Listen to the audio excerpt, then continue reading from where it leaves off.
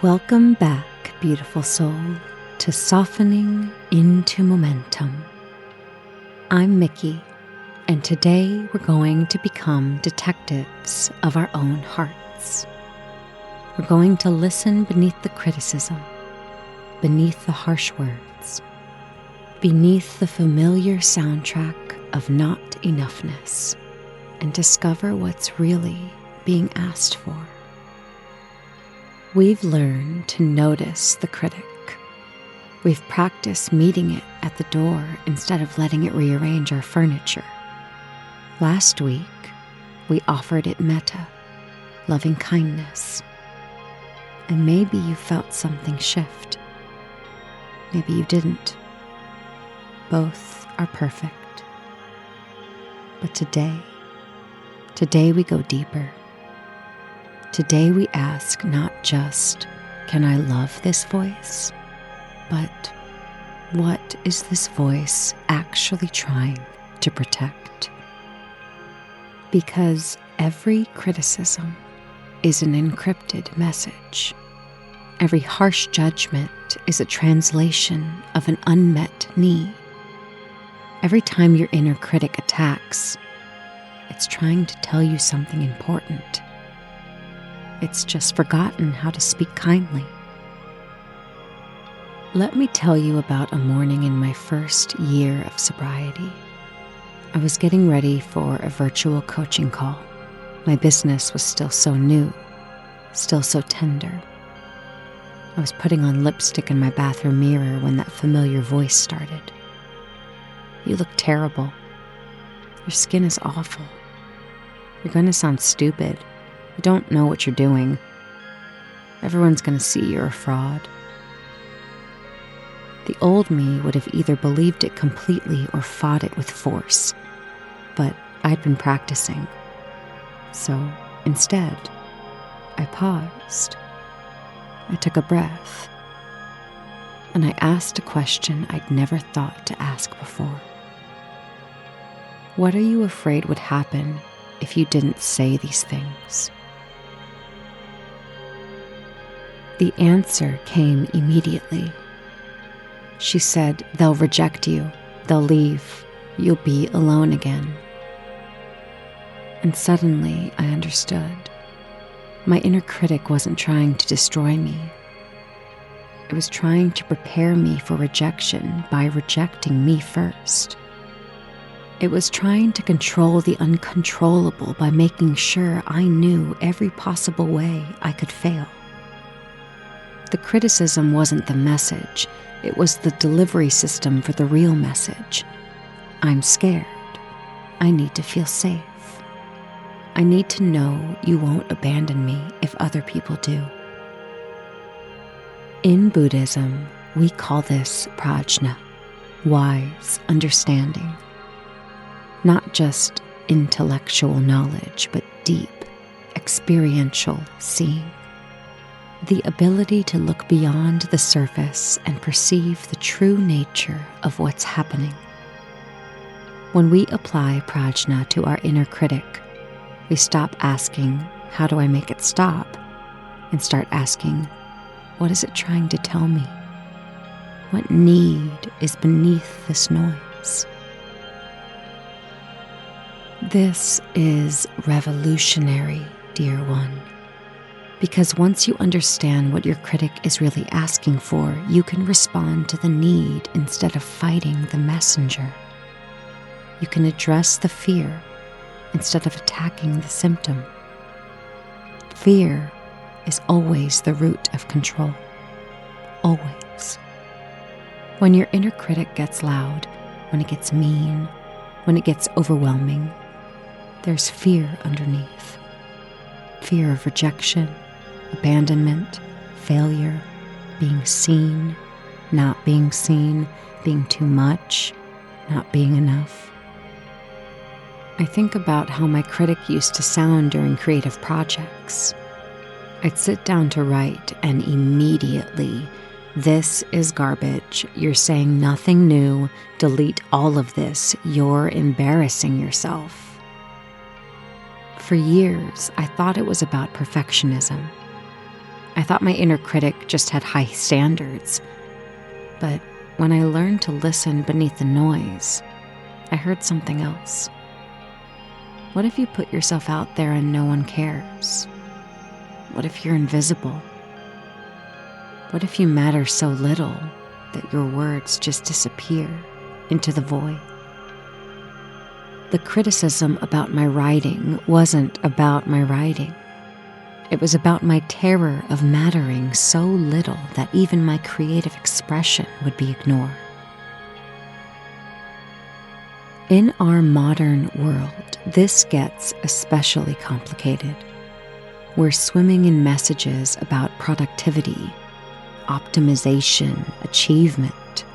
We're told that our worth is tied to our output, our visibility, our ability to brand ourselves and hustle our way to happiness.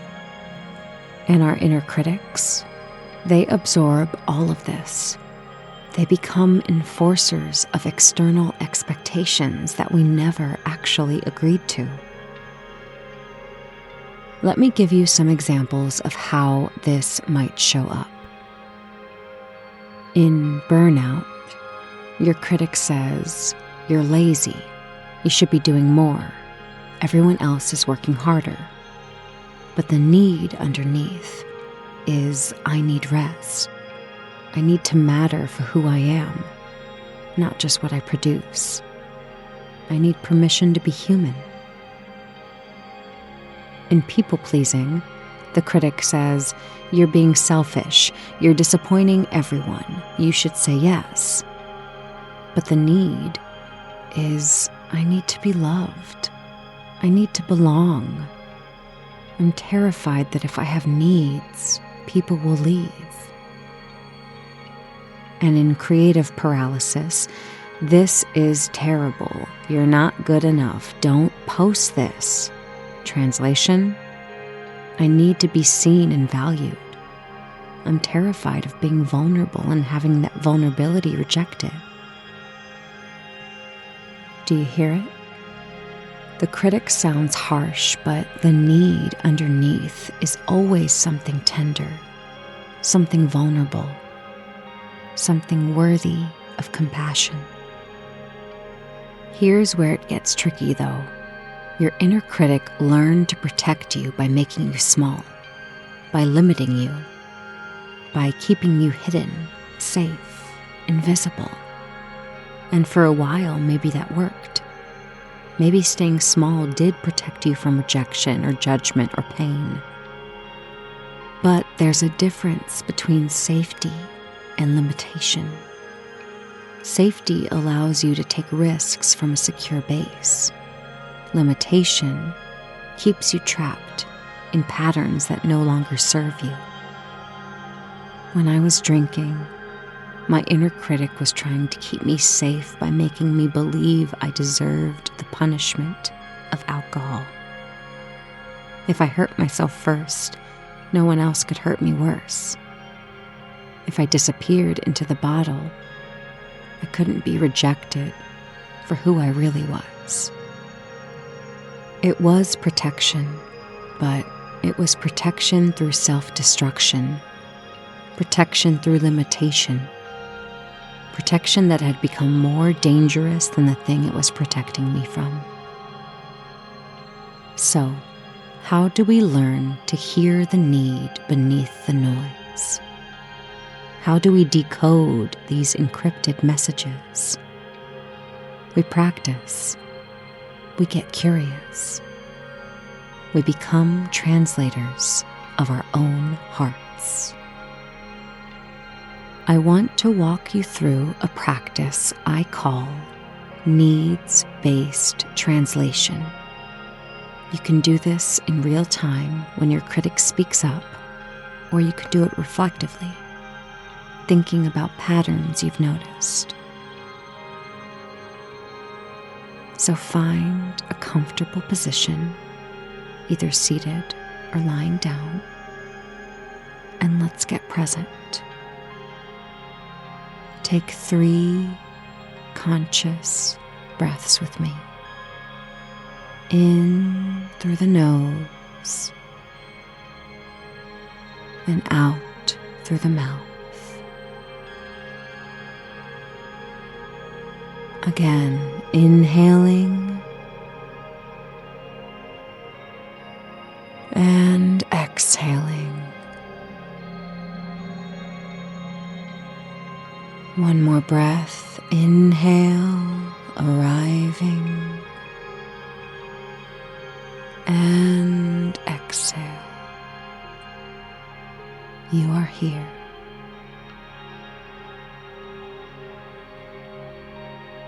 Now, bring to mind a recent moment when your inner critic was particularly loud. Maybe it was this morning. Maybe it was about work or relationships, your appearance, your choices.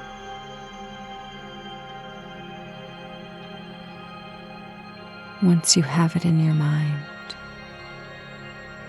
what exactly did it say?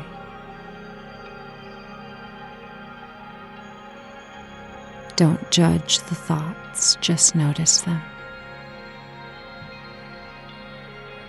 Maybe write them down if you have something to write with.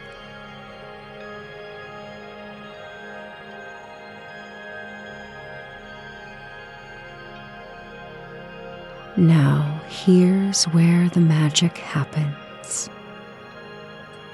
For each critical statement, I want you to ask, if this voice was a scared child, what would it be asking for? Let's practice with some common ones. The critic says, "You're so lazy. You should be doing more." The translation is, "I need to feel valuable. I'm afraid that if I rest, I'll be abandoned or seen as worthless. I need permission to be human."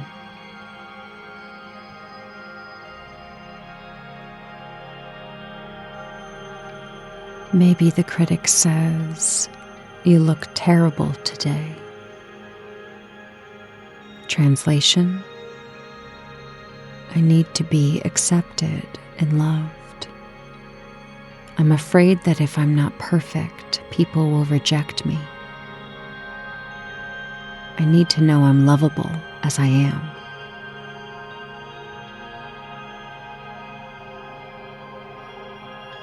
Maybe the critic says, "You're going to fail at this."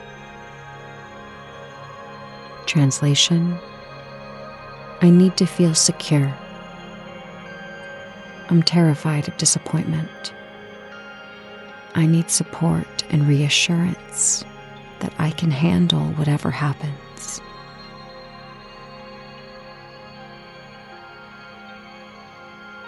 Now try this with one of your own critical thoughts. What is the scared child beneath the harsh voice asking you for?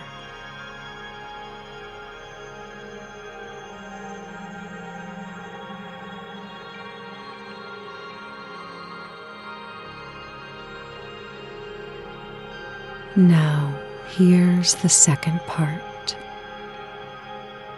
Once you've identified the need, I want you to imagine responding from your wise, compassionate self. Not the critic, not the scared child, but the part of you that can hold both with kindness. What would you say to that need?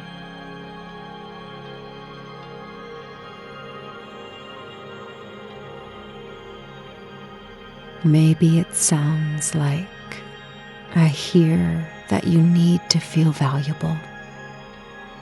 You are valuable inherently, not because of what you do, Rest is not laziness. It's how we refill so we can give from abundance instead of depletion.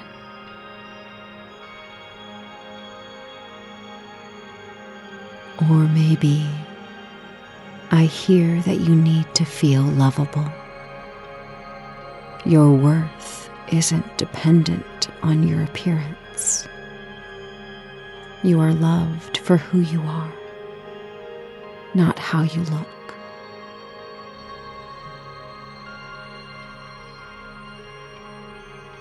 Or I hear that you need to feel secure. It's normal to feel scared when trying something new. I'm here. We can handle whatever happens together.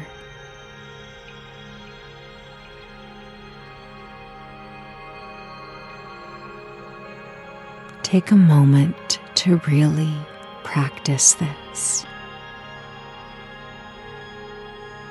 Critical statement.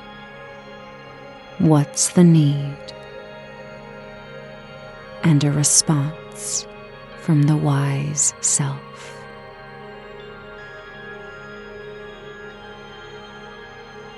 This is how we start to rewrite the conversation.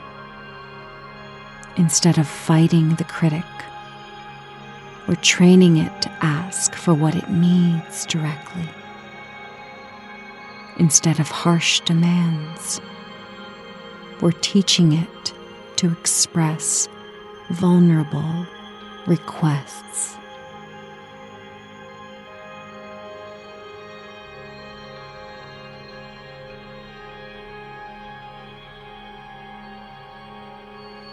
When you're ready, take one more deep inhale in and release. Beautiful work.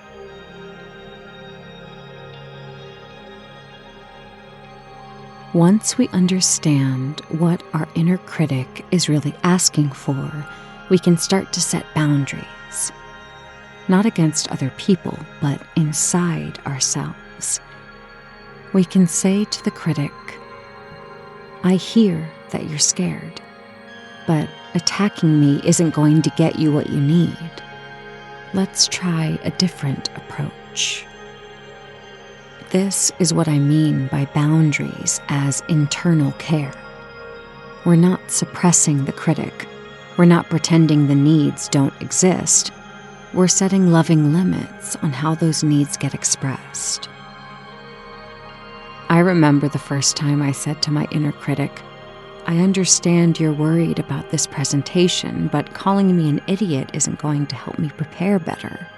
If you're scared, just say you're scared. I'll listen. It was like introducing a teenager to a completely new language. At first, it didn't know how to speak without cruelty. But slowly, with practice, it learned to say things like, I'm worried about how this will be received, instead of, you're going to humiliate yourself.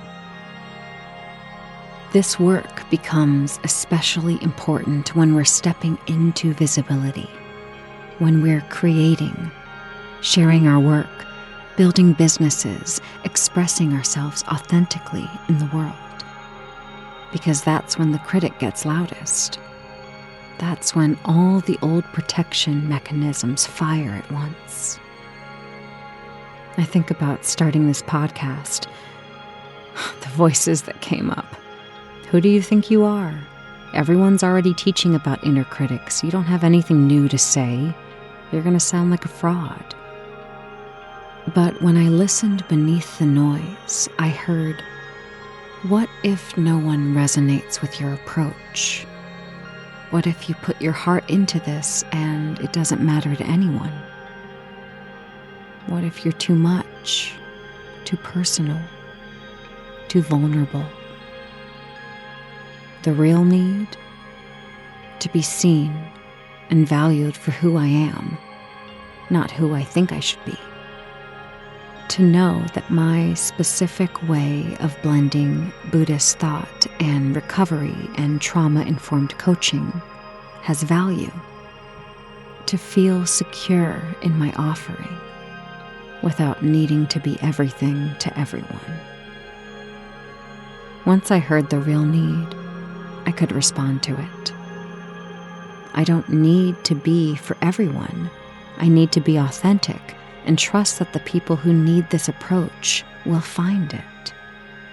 My worth isn't determined by how many people listen, but by how honestly I share. Beautiful soul, this work, this listening beneath the noise, it's not a one-time thing. It's a practice, a way of relating to yourself that gets stronger and more natural over time. This week, I invite you to become a detective of your own heart. When your inner critic speaks up, pause, get curious, ask, what are you really afraid of? What do you actually need? And then, this is the important part, respond to the need, not the criticism. If it needs safety, offer reassurance. If it needs belonging, remind it of your connections. If it needs worth, speak to your inherent value. You're retraining your inner critic to be a vulnerable communicator instead of a harsh protector. You're teaching it that it can get its needs met without attacking you. Your inner critic isn't the problem. The unmet needs beneath it aren't the problem. The problem is that somewhere along the way, you learn that your needs weren't acceptable, weren't valid, weren't worth meeting directly. So those needs went underground. They started expressing themselves through criticism, control, perfectionism, people-pleasing. They learned to speak in code because direct communication felt too risky. But you're safe now to hear what you actually need. You're strong enough to meet those needs with compassion instead of criticism. You're wise enough to understand that protection doesn't have to come through self-attack. So what is this voice actually trying to protect? It's trying to protect your heart, beautiful soul. Your tender, vulnerable, beautiful heart that just wants to be loved, to be safe, to matter, to belong. It learned the wrong language, but it's had the right intention all along. And now you get to teach it a new way to communicate, a way that honors the need without attacking the messenger. Next week, we'll explore the most profound transformation of them all, how the inner critic becomes an inner guardian, how protection can be kind, how the voice that once judged you can become your wisest guide. But for now, just practice listening. Practice hearing the need beneath the noise. Practice responding with wisdom instead of warfare. Remember, every criticism is a request in disguise. Every harsh judgment is pointing towards something that needs tending. Every attack from your inner critic is actually a plea. Please see me. Please meet this need. Please help me feel safe. And now, you know how to listen. You know how to translate. and you know how to respond not to the noise, but to the tender truth underneath. That's the work of a lifetime. That's the path of awakening. That's everything. The Softening into Momentum podcast is lovingly curated, created, written, edited, and produced by me, Mickey Byrne, with accompanying sound bath frequencies by my good friend, Static. If you would like to dive further into his incredible musical work, please go to YouTube at Static is Noise. If this episode stirred something inside of you, if it helped you in any way, please share it with someone who might need to hear it too.